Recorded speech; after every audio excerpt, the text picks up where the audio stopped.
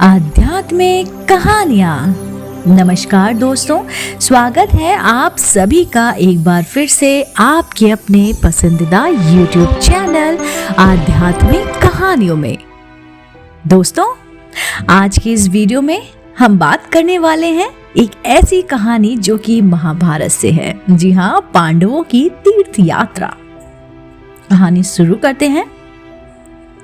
दुखी होकर उन्हीं के विषय में बातें कर रहे थे कि वहां पर लोमेश ऋषि पधारे। धर्मराज युधिष्ठिर ने उनका यथोचित आदर सत्कार करके उच्चासन प्रदान किया। लोमेश ऋषि बोले, हे पांडवगण, आप लोग अर्जुन की चिंता छोड़ दीजिए। मैं सभी देवराज इंद्र की नगरी अमरावती से आ रहा हूं। अर्जुन वहां पर सुखपूर्वक निवास कर रहे हैं। उन्होंने भगवान शिव एवं अन्य देवताओं की कृपा से दिव्य तथा अलौकिक अस्त्र और शस्त्र तथा चित्रसेन से नृत्य संगीत कला की शिक्षा भी प्राप्त कर लिया है। वे अब निवात और कवच नामक असुरों का वध करके ही यहाँ आएंगे। देवराज इंद्र ने आपके लिए यह संदेश भेजा है कि आप पांडवगण अब तीर्थ यात्रा करके अपने आत्मबल से वृद्धि करें। देवराज इंद्र के लिए गए संदेश के अनुसार युधिष्ठिर अपने भाइयों पुरोहित धौम, लोमेश ऋषि आदि को साथ लेकर तीर्थ यात्रा के लिए चल पड़े।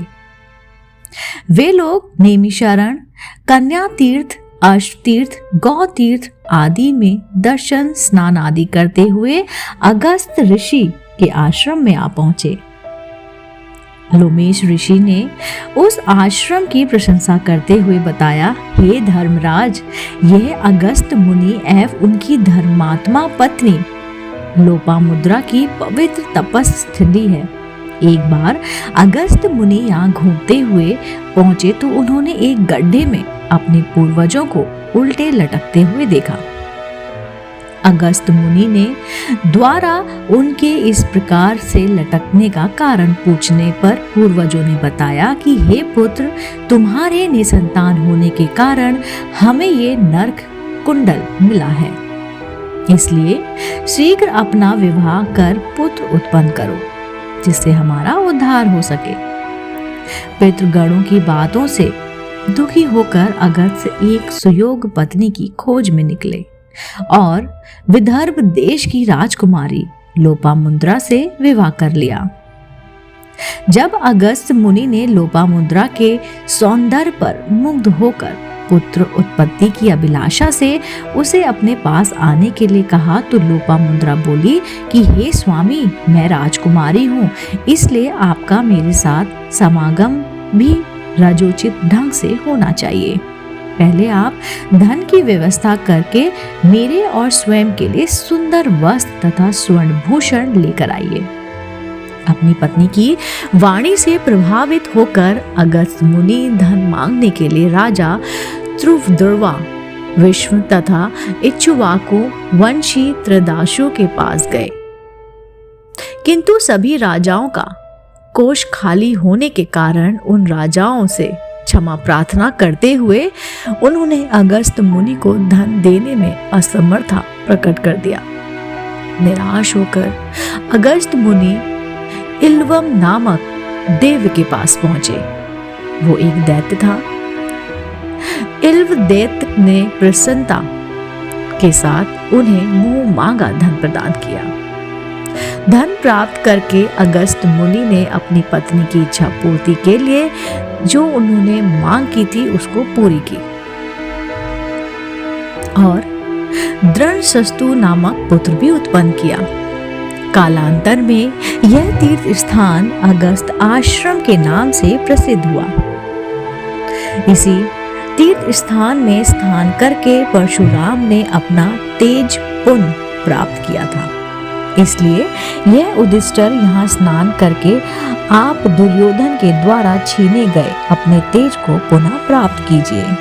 लोमेश ऋषि के आदेशानुसार वहां स्नान पूजा आदि करके युधिष्ठिर ने लोमेश ऋषि से पूछा, हे प्रभु, कृपया करके ये बताइए कि परशुराम निस्तेज कैसे हुए थे। लोमेश ऋषि ने उत्तर दिया, धर्मराज, दशरथ नंदन श्री राम जब शिव जी के धनुष को तोड़कर सीता जी से विवाह कर अपने पिता, भाइयों, बाराती गण आदि के साथ अयोध्या लौट रहे थे तो एक बड़े जोरों की आंधी आई, जिससे वृक्ष पृथ्वी पर गिरने लगे।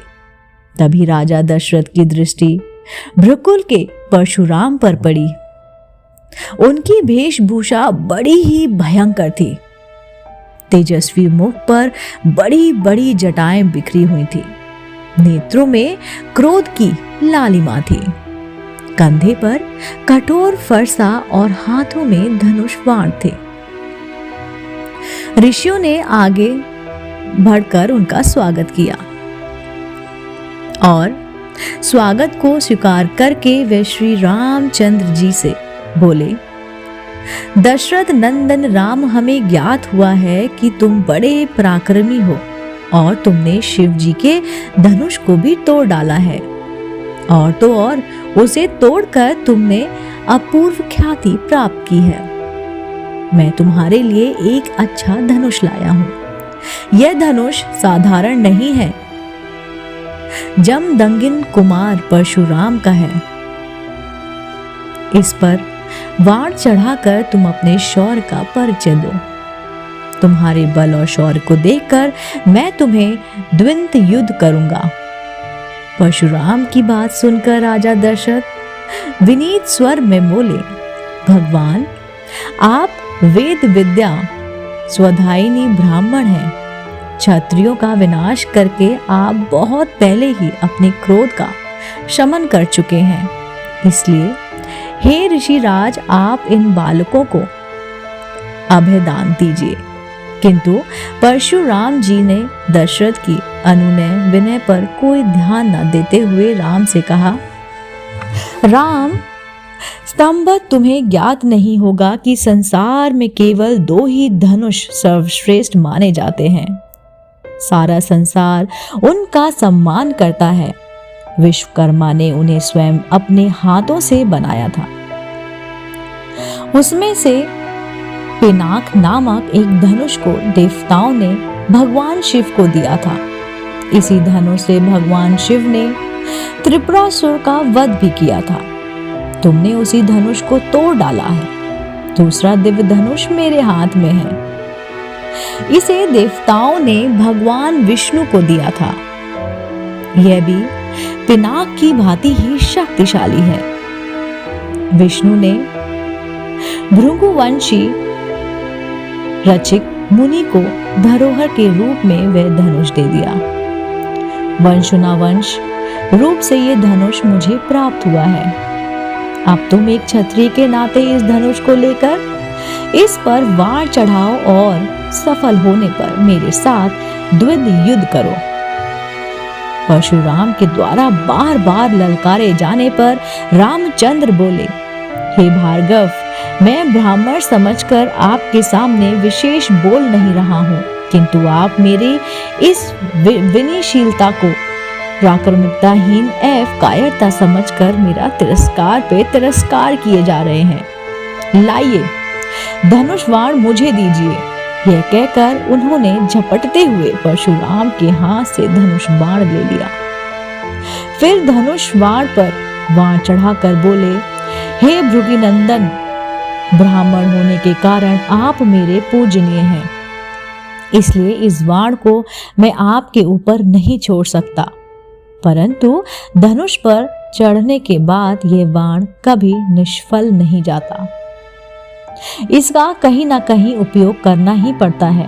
इसलिए इस बाण के द्वारा आपकी सर्वस्त्र शीघ्रता पूर्वक आने जाने की शक्ति को नष्ट किए देता हूँ। श्री राम की यह बात सुनकर शक्तिहीन से हुए परशुराम जी विनय पूर्वक कहने लगे, बाण छोड़ने से पूर्व मेरी एक बात सुन लीजिए। क्षत्रियों को नष्ट करके जब मैंने ये भूमि कश्यप जी को दान में दी थी तो उन्होंने मुझसे कहा था कि अब तुम्हें पृथ्वी पर नहीं रहना चाहिए क्योंकि तुमने पृथ्वी का दान कर दिया है। तभी से गुरुवर कश्यप जी की आज्ञा का पालन करता हुआ मैं कभी रात्रि में पृथ्वी पर निवास नहीं करता। अंत में हे राम कृपा करके मेरी मगन शक्ति को नष्ट करो। मैं मन के समान गति से महेंद्र पर्वत पर चला जाऊंगा। चूंकि इस बाण का प्रयोग निष्फल नहीं जाता, इसलिए आप उस अनुपम लोगों को नष्ट कर दें जिस पर मैंने अपनी तपस्या से विजय प्राप्त की है। आपने जिस सरलता से इस धनुष पर वाण चढ़ा दिया है, उससे मुझे विश्वास हो गया है कि आप मधु राक्षस का वध करने वाले साक्षात विष्णु हैं। परशुराम की प्रार्थना को स्वीकार करके राम ने बाण छोड़कर उनके द्वारा तपस्या के बल पर अर्जित किए गए समस्त पुण्य लोगों को नष्ट कर दिया और इससे परशुराम जी निस्तेज हो गए। फिर परशुराम जी तपस्या करने के लिए महेंद्र पर्वत चले गए।